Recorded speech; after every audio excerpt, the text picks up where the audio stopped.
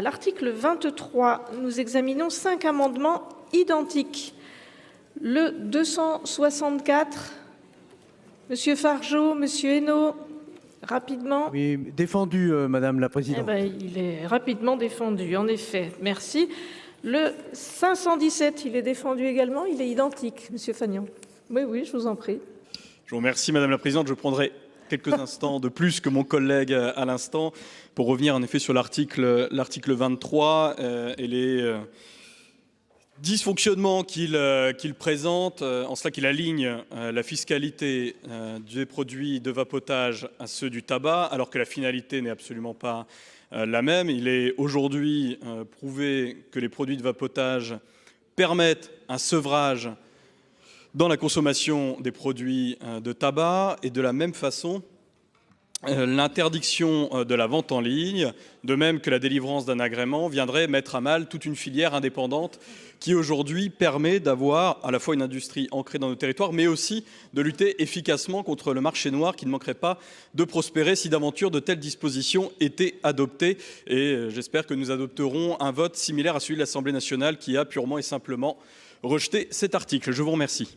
Merci, chers collègues. Amendement identique 575, Monsieur Masset, il est défendu? Oui, Madame la Présidente, juste 2 petits mots, dans la même fumée que le prédécesseur. Le vapotage constitue une solution pour lutter contre le fléau du tabagisme. Depuis 10 ans, 4 millions de personnes ont quitté le tabac grâce aux produits du vapotage qui démontrent donc son efficacité.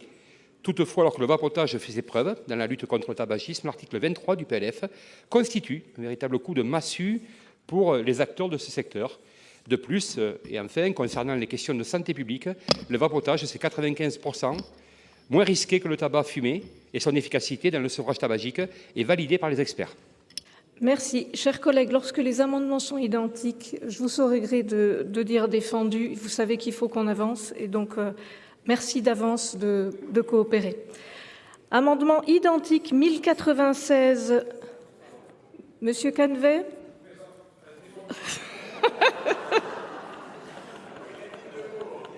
Bien dit, Monsieur Canvet. Amendement 2254, identique, Monsieur Dossus. Oui, mais je vais le défendre parce que si vous le votez, on gagnera tout le temps de l'explication de tous les autres amendements, puisque c'est un amendement de suppression et que cet article 23, tel qu'il a été écrit, met en péril 2 secteurs. Alors, il y a le vapotage qui a été décrit avec un réseau de boutiques qui a fait florès dans nos rues et dans les centres de nos villes et villages. Donc il y a un certain nombre d'emplois de commerces indépendants qui sont menacés par cet article. Et puis la filière CBD qui touche aussi un paquet d'agriculteurs et dont la filière nous a alertés sur les dangers que ferait peser cette nouvelle fiscalité sur leur filière et qui risque de fragiliser considérablement ce secteur. On a 2 taxes ou une nouvelle taxe comportementale qui risque de fragiliser des milliers d'emplois. Si. Quel est l'avis de la Commission, Monsieur le rapporteur général? L'avis est défavorable. Il y a d'ailleurs plusieurs amendements qui visent à supprimer de manière totale ou partielle cet article 23 qui pose une révision de l'encadrement à la fois juridique et fiscal applicable aux produits de vapotage et aux plantes à fumer. Il y a d'abord un premier sujet. Ce dispositif de l'article 23, il s'inscrit dans la perspective de la mise en œuvre de nouvelles dispositions européennes devant arriver au 1er janvier 2028. Deuxièmement, si on regarde et si on écoute les enjeux, les débats autour des enjeux de santé publique associés au développement de la consommation de produits de vapotage ou de produits bruts à fumer ne contenant pas de tabac, il y a un certain nombre de conséquences sur les systèmes, sur le système respiratoire et même la fertilité. Je pense qu'il faut tenir compte, en tous les cas dans ce qui est posé dans le texte, du caractère relativement proportionné entre les obligations prévues pour assurer la collecte de l'accise. Eh bien, je pense que ça conduit la Commission des finances à avoir donné, par ma personne, un avis défavorable. Merci. Monsieur le rapporteur général, Madame la ministre, quel est l'avis du gouvernement? Merci, Madame la Présidente. En quelques mots, c'est un avis défavorable. Pourquoi on a présenté cet article? D'abord parce que les produits à fumer on devrait pouvoir se le dire aussi très calmement, avoir la même fiscalité, quel qu'il soit. Bon, premier point. Deuxième point, je pense qu'on est tous d'accord pour dire que tous ces produits devraient être interdits à la vente aux mineurs. Or, ce qu'on impose aux buralistes, on ne l'impose pas à ceux qui vendent des produits de vapotage ou des produits CBD. Troisième élément, je pense, utile dans les débats, c'est que les produits qui créent des addictions, quels qu'ils soient, il me semble utile d'écouter les médecins. Non, la nicotine n'est pas un produit anodin. Non, le CBD n'est pas un produit anodin. Ils ont tous des répercussions sur la santé publique. Et il semble donc utile que nous ayons, comme on l'a eu sur les autres produits qui créent des addictions, une politique et de contrôle et de santé publique qui soit à la hauteur des enjeux. Donc je souhaite qu'on puisse avoir le débat sujet par sujet. Mais en tout cas, on ne cherche pas là juste du rendement, parce que c'est pas un article qui crée beaucoup de rendement. On cherche à équilibrer la vente et à contrôler la vente de choses qui ne sont pas anodines pour nos jeunes, pour notre santé et pour notre pays.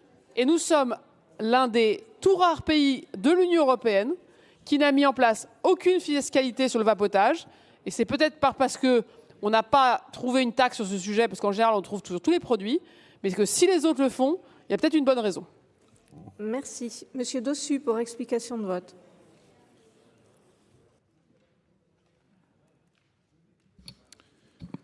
Oui, on est sur des produits qui ne sont pas anodins. Ça, je vous le concède. Il n'y a aucun sujet là-dessus.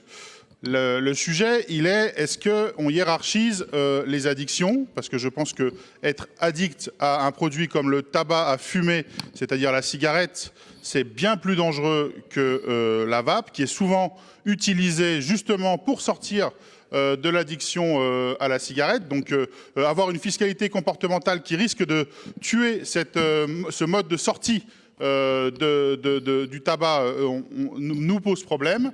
Et ça se pose aussi pour le CBD, qui est un produit de substitution à des produits qui sont, eux, illégaux, mais qui permet d'avoir un marché légal de produits qui permettent d'éviter un certain nombre de consommations narcotiques.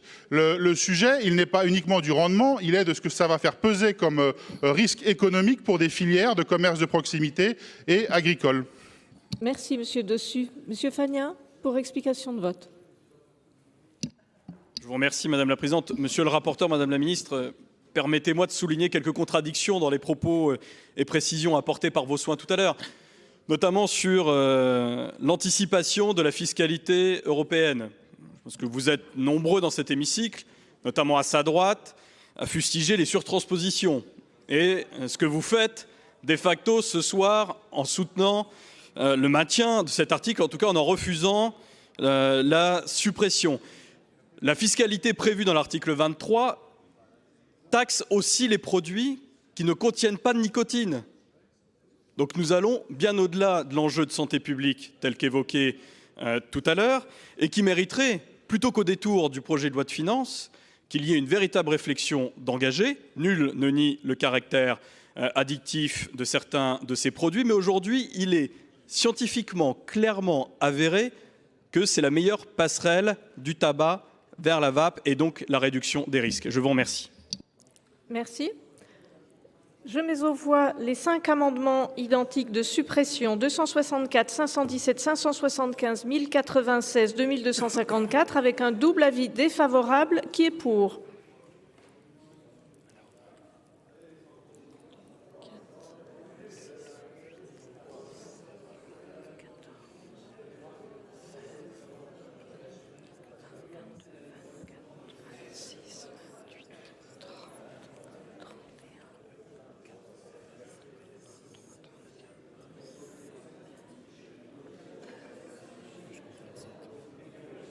Combien? Ah non, vous avez beaucoup plus. 36. J'en ai 36.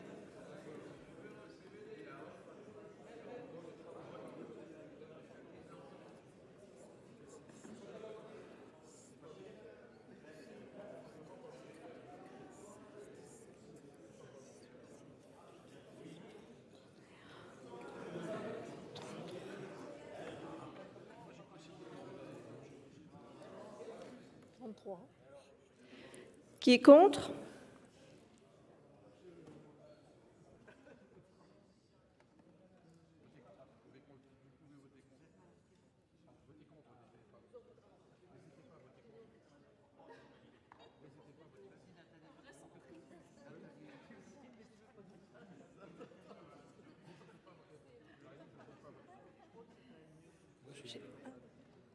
Je vais vous demander assis, debout, parce que vous êtes... Oui. Alors, qui est pour, s'il vous plaît? Qui est pour? Levez-vous.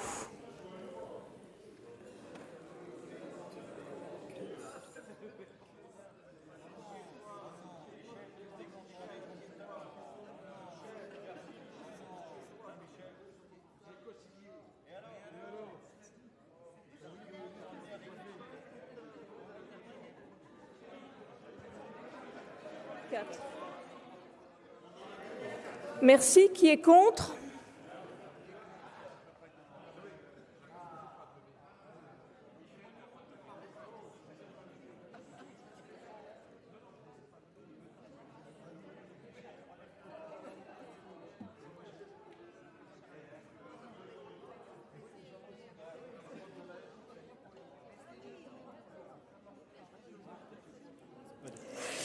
Ils ne sont pas adoptés. Je vous remercie.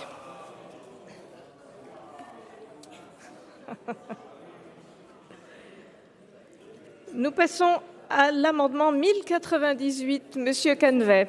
Merci, Madame la Présidente. C'est un amendement qui peut rapporter 100 millions d'euros. C'est formidable. La fleur de chanvre, aujourd'hui, est taxée au taux réduit de 5,5. Ce que propose cet amendement, c'est que la fleur de chanvre, susceptible d'être fumée, soit taxée au taux normal. Ça rapporterait beaucoup plus. Et en plus, l'amendement propose également d'en interdire la vente à l'ensemble des mineurs. C'est dire que la profession souhaite que ce secteur d'activité soit particulièrement encadré pour qu'il puisse bien fonctionner, parce qu'il y a un certain nombre d'exploitations agricoles qui fonctionnent autour de cela. Donc, vous imaginez bien qu'on peut tout à fait organiser les choses. Canvet, monsieur le rapporteur général. Oui, merci, monsieur le sénateur Canvet. Votre amendement ne fera rien gagner de plus, puisqu'il est déjà satisfait par l'article 23 de ce projet de loi de finances, qui exclut, celui qu'on est en train de voter, les taux réduits de TVA pour les produits à fumer soumis à l'accise. Merci. Madame la ministre, l'avis du gouvernement. Même avis, satisfait. Je confirme à la représentation nationale qu'il n'y a que 3 pays dans toute l'Union européenne qui ne taxent pas les produits à fumer et le vapotage. C'est l'Autriche, les Pays-Bas et la France. Merci. Il est retiré, monsieur Canvet. Merci. Nous passons à 5 amendements en discussion commune. Et tout d'abord, le 934. Monsieur Panuzzi, il est défendu. Je vous remercie. Nous avons un identique 1792, monsieur Foissin, monsieur Iacovelli, merci, il est défendu.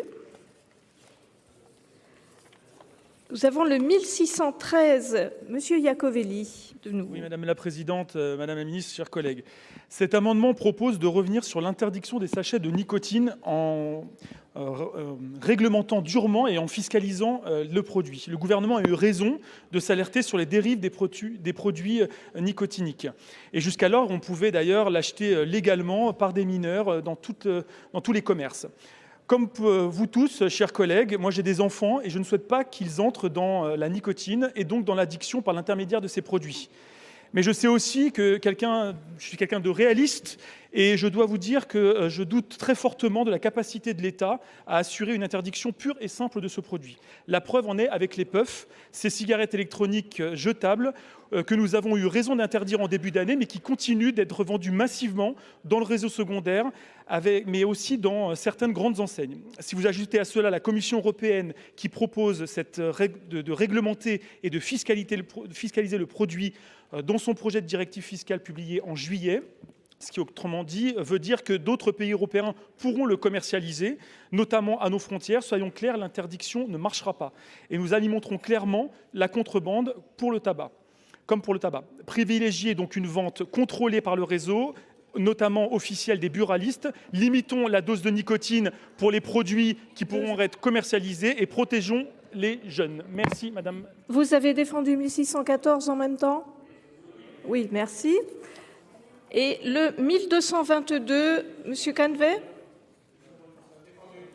Il est défendu, je vous remercie. Je vais demander l'avis du gouvernement, madame la ministre, sur ces 5 amendements en discussion commune. Alors, merci madame la présidente. Bon, sur les sachets de nicotine, c'est interdit à partir du 1er avril.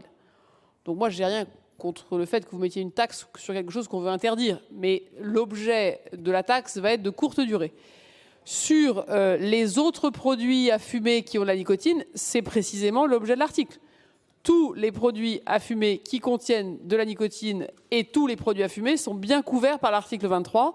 Et précisément parce qu'on a une accroche législative, on pourra par décret élargir son champ si des innovations nous submergent et visent la même chose, accoutumer nos enfants au geste de fumer pour qu'un jour ils en arrivent à la cigarette. C'est bien ce qu'on a compris qu'était l'action des cigarettiers.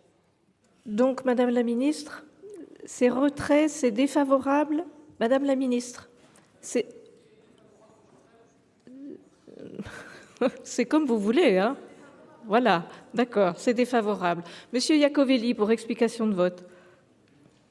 Oui, madame la ministre, j'entends bien votre proposition et votre avis. Le 16-14, effectivement, on pourrait dire qu'il est satisfait, notamment par l'article 23 sur l'assise globale.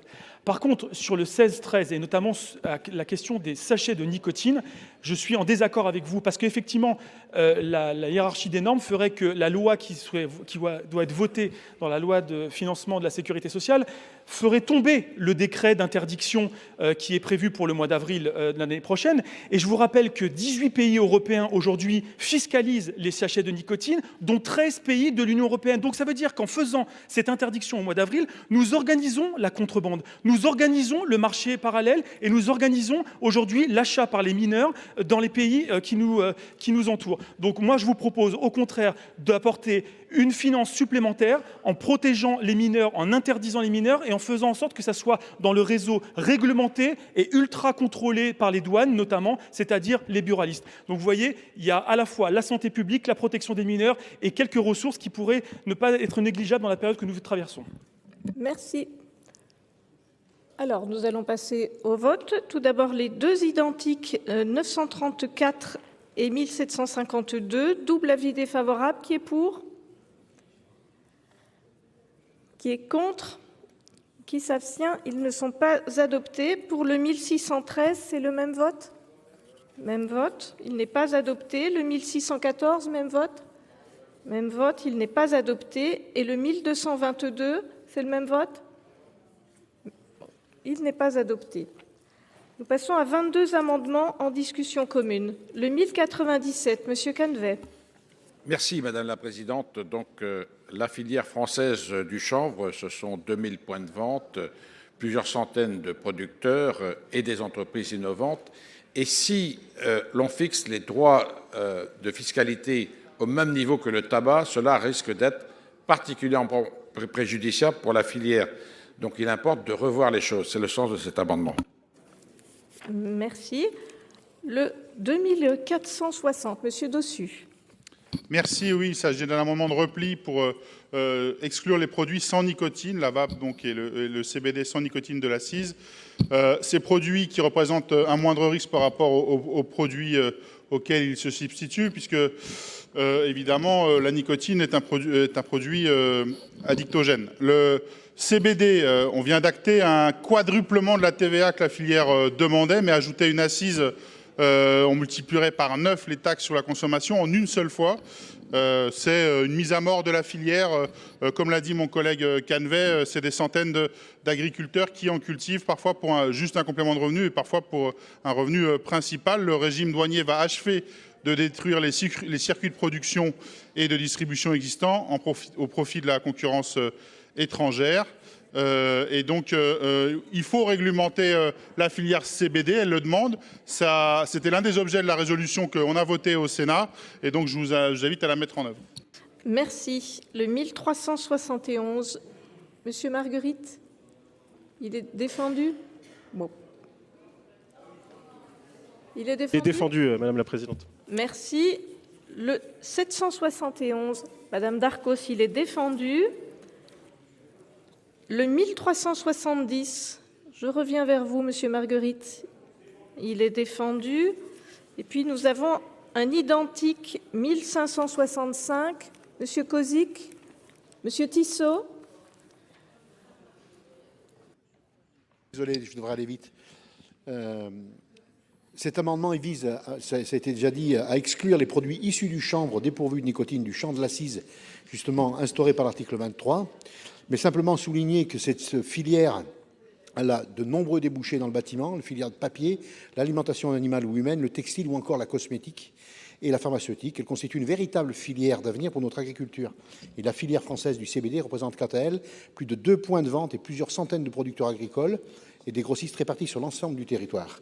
C'est exactement ce qu'on a souligné tout à l'heure. Et puis, je m'adresse à mes collègues de droite, s'ils avaient eu autant de volonté pour taxer les produits transformés ou les produits chargés de sucre, ça aurait été bien aussi en début de semaine.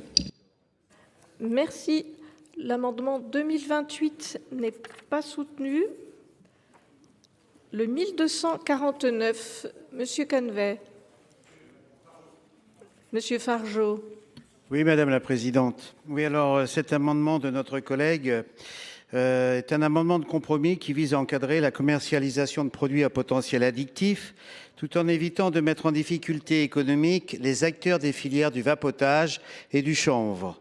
L'amendement propose ainsi de porter la nouvelle taxe sur les produits de vapotage à 0 €, porter la nouvelle taxe sur les produits du CBD destinés à être fumés à 0 € et corriger les définitions fiscales des produits en conservant une distinction entre les produits à fumer et les produits sans combustion.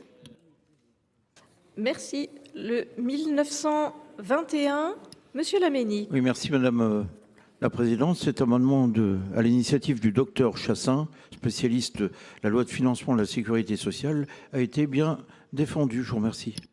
Merci. Le 1587, Madame Martin. Oui, merci Madame la Présidente. Alors moi, je suis moins ambitieuse que celui de mes collègues. Le schéma fiscal présenté dans le texte initial entretient une confusion entre un objectif de rendement et un objectif d'orientation des comportements par la fiscalité en posant une équivalence entre consommation de tabac et consommation de produits de vapotage.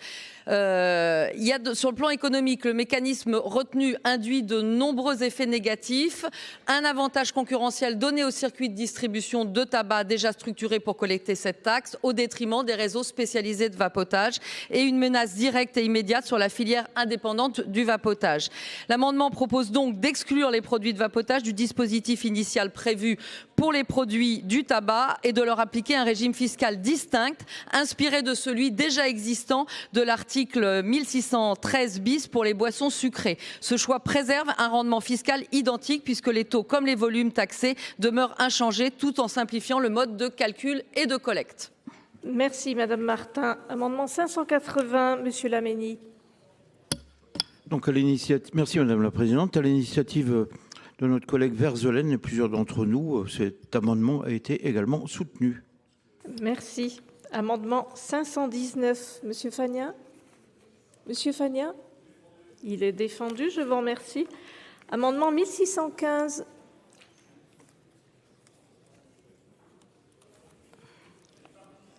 Oui, je vois bien.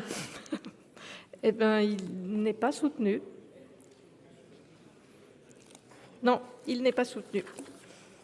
Amendement 360, Monsieur Marguerite. Merci beaucoup, Madame la Présidente. Moi, je me suis abstenu tout à l'heure sur la question de la suppression globale de l'article parce qu'il nous faut un débat sur cette question. Madame la Ministre, vous l'avez dit, et il nous faut un débat tout simplement parce que la directive européenne imposera une fiscalité au plus tard en 2028. Donc il faut bien avoir un débat. Et moi, la proposition, par exemple, de ma collègue Pauline Martin est une proposition qui me semble aller dans le bon sens. Néanmoins, aujourd'hui, moi, je vais soutenir un amendement qui vise à la suppression de la fiscalité dans l'immédiat, parce que d'abord, ça a été rappelé par plusieurs collègues. Oui, il y a un sujet d'addictologie, oui, il y a un sujet de santé publique, c'est une évidence.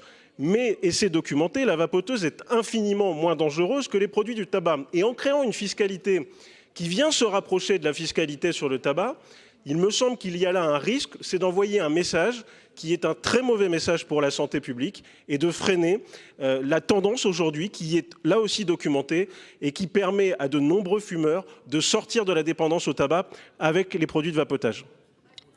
Merci. L'amendement 1507 n'est pas soutenu. Amendement 574, Monsieur Masset. Madame la Présidente, je me répète, mais afin de protéger nos entreprises françaises, de préserver la santé de nos concitoyens et poursuivre efficacement la lutte contre le tabagisme, je vous invite, chers collègues sénateurs, sénatrices, à soutenir cet amendement de repli. Merci. Amendement 520, Monsieur Fagnin. Non. Il est défendu, je vous remercie. Amendement 1590, Madame Martin. Oui, je suis là, merci. L'exclusion des entreprises de fret express pour l'approvisionnement des points de vente ne tient pas compte de l'organisation réelle des circuits logistiques et mettrait directement en péril le fonctionnement de la filière. Cette restriction répond toutefois à l'objectif d'interdire la vente en ligne et l'envoi de produits de vapotage à des particuliers via ces modes de livraison. Il est donc proposé d'introduire une exception permettant aux entreprises de recourir à ces prestataires pour leurs besoins logistiques internes sous réserve de garanties de sécurisation et de traçabilité définie en concertation avec la filière et les ministères concernés.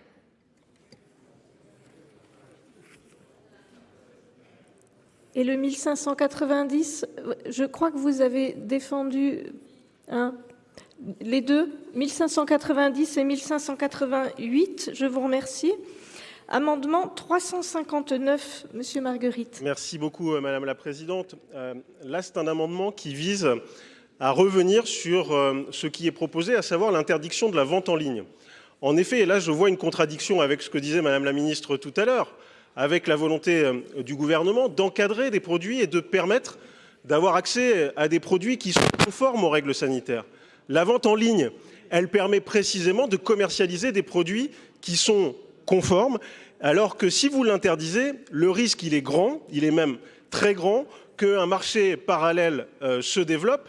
Et je vous rappelle qu'il y a 3000 boutiques de vapotage dans notre pays, là où il y a 15 000 buralistes. Et donc l'accès à la vente en ligne pour les produits de vapotage, il est un circuit quasiment traditionnel, voire majoritaire pour un certain nombre d'entreprises.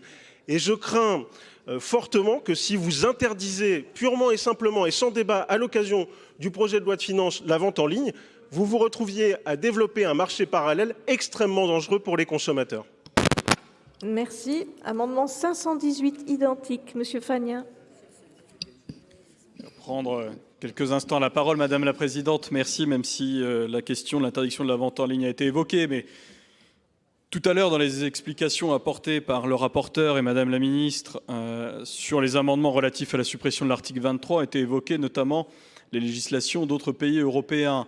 Il y a des contre-exemples parfaits de ce qu'il ne faut pas faire et c'est ce que nous allons accomplir ce soir. Le risque de l'interdiction de la vente en ligne, c'est à la fois la mise à bas du commerce physique, parce que c'est la vente en ligne qui permet à ces commerces que d'avoir des implantations physiques dans les centres-villes, et surtout le développement d'un marché noir, avec des produits de consommation courante directement disponibles à l'achat pour les consommateurs et qui pourront utiliser pour fabriquer des produits dont nous savons par avance qu'ils vont être frelatés. Et malheureusement, nous nous entêtons pour des considérations, comme cela a déjà été évoqué tout à l'heure, qui dépassent l'entendement. Je vous remercie. Merci. Et pour terminer cette discussion commune, le 1589, Madame Martin.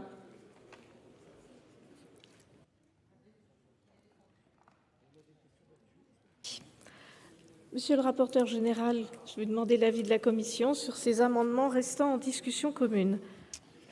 Donc il y a plusieurs, je dirais même il y a une série d'amendements qui visent à supprimer de manière totale ou partielle l'article 23, celui qui prévoit donc une révision de l'encadrement juridique et fiscal applicable aux produits de vapotage et de plantes à fumer. Au regard des enjeux de santé publique qui sont associés au développement de ces produits et du caractère globalement, je l'ai dit tout à l'heure, proportionné des obligations prévues pour assurer la collecte de l'accise, la Commission des finances est défavorable à un certain nombre d'amendements dont je vais donner les numéros, le 1097, le 2460, le 1371, le 771, le 1370, le 1565, le 2028, le 1249, le 580, le 519, le 1615, le 360, le 1505, le 574, 359, 518 et le 1589. Je demande par ailleurs l'avis du gouvernement sur les amendements 1921, mais là c'est des précisions rédactionnelles, et sur 3 amendements, le 1587, le 1590 et le 1588. Sur le 1587, c'est un amendement qui vise à appliquer aux produits de vapotage un régime fiscal distinct de l'accise prévue à l'article 23, tout en conservant le même rendement fiscal, donc avec des tarifs identiques pour la fiscalisation des produits du vapotage. Le dispositif proposé prévoit ainsi un régime spécifique fondé sur une taxe perçue au profit de la Caisse nationale d'assurance maladie, collectée selon les mêmes modalités que la TVA, en lieu et place du régime suspensif associé à la collecte de l'accise. Ce régime spécifique vise notamment à permettre le recours à des entreprises de fret express dans le cadre des livraisons entre les centrales d'achat et les points de vente. Par ailleurs, le dispositif prévoit expressément la possibilité pour les personnes morales d'obtenir l'agrément requis pour la distribution au détail. Et je demande enfin le retrait de l'amendement 520 qui, lui, supprime l'encadrement de la distribution au détail des produits du vapotage. Merci, monsieur le rapporteur général. Madame la ministre, quel est l'avis du gouvernement? C'est une longue discussion commune, donc il faut que je sois précise comme l'a été le rapporteur général. Bon, moi, je ne souhaite pas qu'on dénature l'objectif de l'article 23. Donc, je suis défavorable à la plupart des amendements. Juste sur le fond, je ne vois pas pourquoi les produits liés au chanvre sans nicotine auraient un traitement différent des autres produits qui peuvent se fumer ou se vapoter, qu'ils soient avec ou sans nicotine. L'amendement 1587 de Madame Martin sur le régime fiscal, bon, simplement que le droit européen, partout dans tous les pays, s'appuie sur la directive des produits liés au tabac. Et donc, on a pris le même droit fiscal, notamment parce qu'il y a une directive en 2028 qui va s'appliquer pour, en fait, les 3 pays qui manquaient, puisque tous les autres appliquent déjà une fiscalité. Donc, on s'est mis dans la même dynamique et le même cadre juridique. Sur le 1590, sur autoriser les personnes morales à obtenir un agrément pour la vente physique au détail des produits de vapotage sous réserve du respect d'un cahier des charges défini par décret, c'est satisfait, mais d'une certaine manière, c'est convergent avec notre intention. C'est déjà satisfait cet agrément, mais voilà, on est d'accord avec vous. Donc plutôt retrait, mais je ne suis pas défavorable à la mesure. Votre 1588, qui est d'autoriser les ventes à distance de liquide de vapotage lorsque les colis sont destinés à l'approvisionnement des points de vente, la réponse est défavorable. Et je vais revenir sur l'interdiction de la vente en ligne. Le sujet, ce n'est pas que le sanitaire, monsieur le sénateur. C'est que la vente en ligne, jusqu'à nouvel ordre, vous voyez bien, y compris pour des choses qui sont très dangereuses pour nos enfants, nous n'arrivons pas à savoir qui achète, qui est derrière l'ordinateur. Si on se dit que le principal enjeu, c'est de protéger nos enfants, interdire la vente en ligne y contribue. L'autoriser, c'est, on le sait, un point de fuite majeur. Et d'ailleurs, c'est pour ça qu'on ne vend pas beaucoup des produits régulés, par exemple le tabac, en ligne, parce que sinon, on ne sait pas qui les achète. Donc je pense que c'est un argument, pour le coup, qui a la clarté, la simplicité de sa propre justification. Et sur le reste, je crois avoir fait le tour des amendements. Je vous remercie. S'il vous plaît, le 1921, le rapporteur général a demandé votre avis sur le 1921. Défavorable. Très bien. Monsieur Oui, monsieur Marguerite, pour explication de vote. Oui, merci Madame la Présidente. Très rapidement, Madame la Ministre, sur la question de la fiscalité, vous aurez quand même, parce que ce n'est pas un petit sujet, ça concerne 4 millions de consommateurs dans notre pays, vous aurez du mal à convaincre qu'une fiscalité qui se rapproche du tabac n'envoie pas un message qui soit délétère sur la santé publique et une incohérence en taxant en effet des produits qui ne comportent aucune nicotine. Sur la vente en ligne, je ne suis pas du tout convaincu par votre argumentaire. D'abord parce que dans votre argumentaire, vous comparez et vous assimilez complètement le tabac aux produits de vapotage. Or, comment on peut imaginer une seule seconde qu'en interdisant purement et simplement la vente en ligne, purement et simplement, demain, les consommateurs qui, pour une majorité d'entre eux, se procurent ces produits de vapotage en ligne, ne vont pas aller chercher des produits qui seront pour certains dangereux pour la santé, encore une fois sur un marché parallèle qui ne présentera aucune exigence sanitaire. Madame Martin, pour explication de vote. Oui, Madame la Ministre, j'entends effectivement que c'est une directive européenne, mais elle n'est pas votée à ce jour. Donc j'aimerais bien qu'on puisse plutôt se démarquer en la matière. Et s'il n'y a pas d'autres... Oui, Monsieur Gontard, je vous en prie, Monsieur le Président. Oui, merci Madame la Présidente. Je voulais intervenir sur l'amendement 2460 pour quand même soulever une alerte sur la question notamment du CBD. On a voté ici une résolution justement au sujet du chanvre et notamment sur l'encadrement du CBD. Et dans ce que vous proposez, on met très clairement à mal la filière, et notamment la filière agricole, dont un certain nombre se sont lancés localement. Et je pense que du coup, il serait beaucoup plus sage de rester cette année à la fois au quadruplement de la TVA sur le CBD, et on sait que le secteur va encaisser, mais est tout à fait d'accord, en tout cas pour ce quadruplement, et de laisser le gouvernement de réglementer le secteur. C'était aussi une demande très claire de notre résolution, et puis de se voir l'an prochain, et que si le besoin d'une fiscalité particulière s'impose, moi je vous invite à voter cet amendement, notamment pour la filière locale. Merci. Merci, Monsieur le Président. Monsieur Weber, pour explication de vote. Oui, Madame la Présidente, Madame la Ministre. On a eu tout à l'heure effectivement le débat sur la suppression de l'article 23. Je regrette le résultat. Là, notamment sur la question de la vente en ligne, le sujet réapparaît, et je rejoins ce que vient de dire notre collègue Marguerite. Je pense qu'il faut aussi tenir compte de ce que l'on a fait par le passé. Je pense à la PUF qui a été interdite, et pourtant il y a un marché noir parallèle qui se développe avec des produits qui sont sans doute de très mauvaise qualité, bien pire que ceux qu'on avait à un moment donné sur le marché. Et je crois que sincèrement, ceux qui, en France d'ailleurs, contribuent à la vente de ce type de produits demandent à ce qu'il y ait un encadrement et qu'on s'assure de la qualité de ces produits-là de vapotage. Donc, en quelque sorte, interdire la vente en ligne, c'est encourager, là encore, un marché parallèle avec des produits qui sont frelatés, qui sont beaucoup plus dangereux, et que, in fine, pour des mauvaises raisons, on va aggraver la situation. Merci. Madame Carrère, pour explication de vote. Je vous remercie. En guise d'explication de vote, j'avais une question à poser à Madame la Ministre, parce que je ne suis pas compétente sur le sujet. Je voudrais savoir si la fiscalité qui s'applique à la bière sans alcool est la même que celle qui s'applique à l'alcool. Merci. Merci.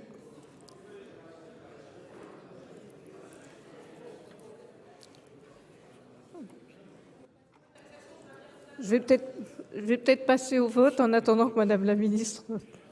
Oui, vous voulez répondre ou on passe au vote et vous prenez la parole plus tard? Comme c'est le volume alcoolique qui est taxé, une bière sans alcool, c'est comme un soda sans alcool. C'est pas taxé pour l'alcool, ça peut être taxé pour le sucre.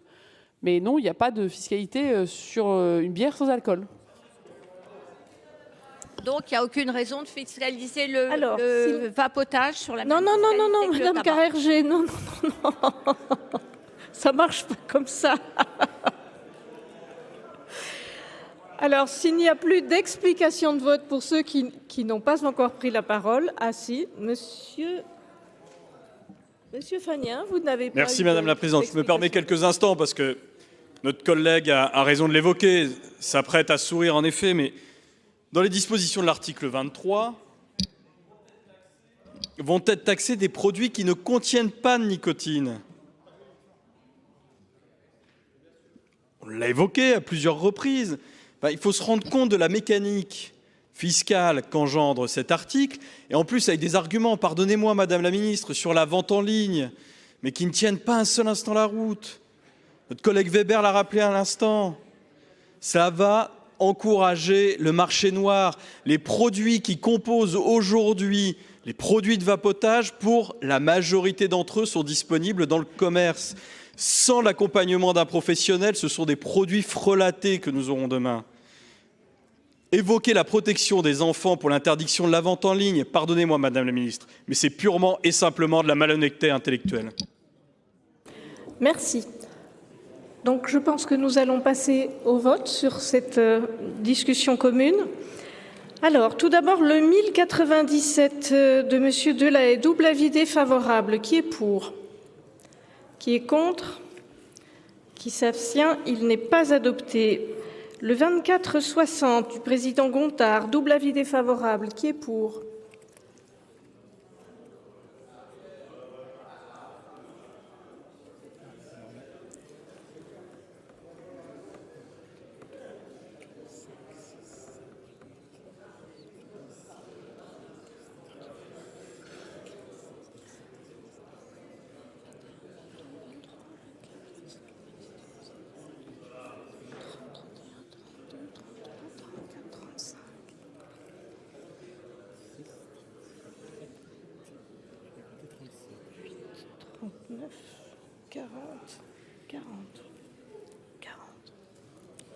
Qui est contre?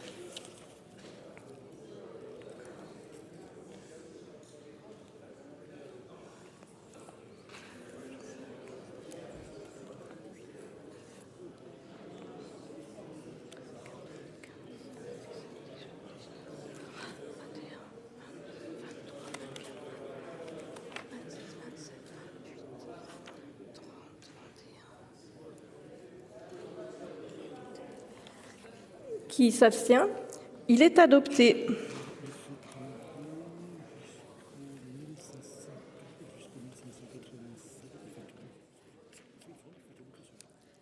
Alors, je refais voter celui-là, le 1587.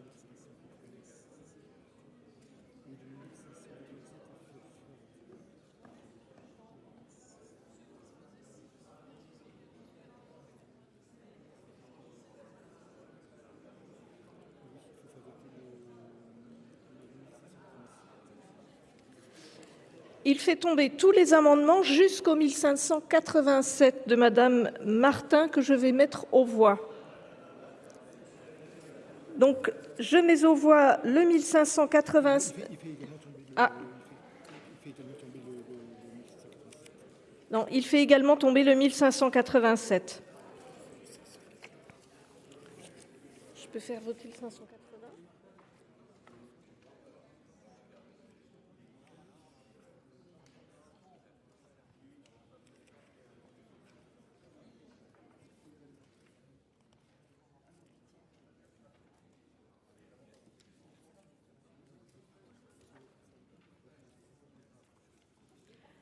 Alors, je vais mettre aux voix l'amendement 580 avec un double avis défavorable. Qui est pour?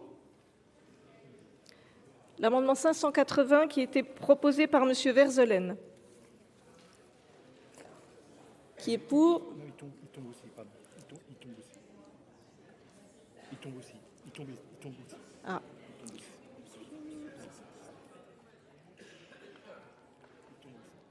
Bon, alors, excusez-moi, mais il tombe également, après vérification.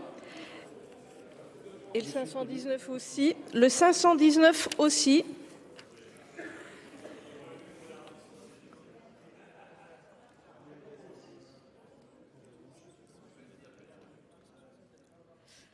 Alors, le 360 ne tombe pas. Le 360 de Monsieur Marguerite, avec un double avis défavorable. Qui est pour?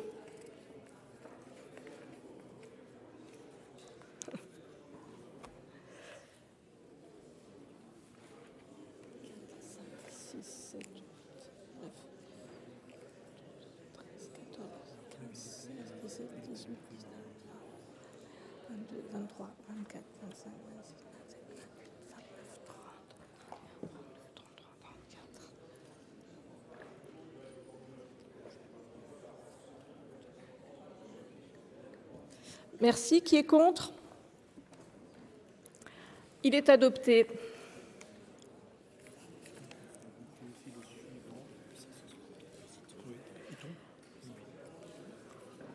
Le 574 tombe.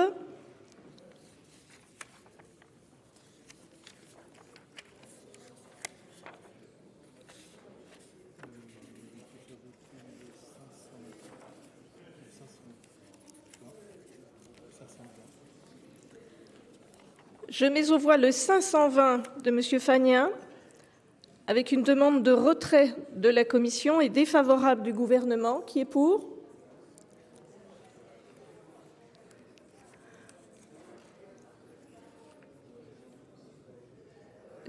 C'est le même vote que pour le précédent, hein? Eh bien, il est également adopté. Il me semble, monsieur le rapporteur général, mais je veux bien recompter. Mais allez, dites-moi, on va le mettre je le mets aux voix clairement, je vais compter. Allez, le 520. Qui est pour? Ouais. Qui est contre? Oui, il est adopté.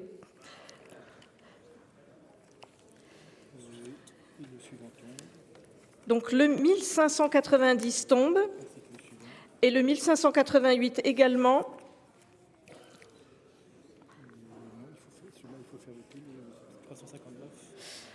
Je mets aux voix le 359 et le 518 qui est identique avec un double avis défavorable. Qui est pour? Oui, ça va être le même sort. Qui est contre? Voilà, ils sont adoptés également.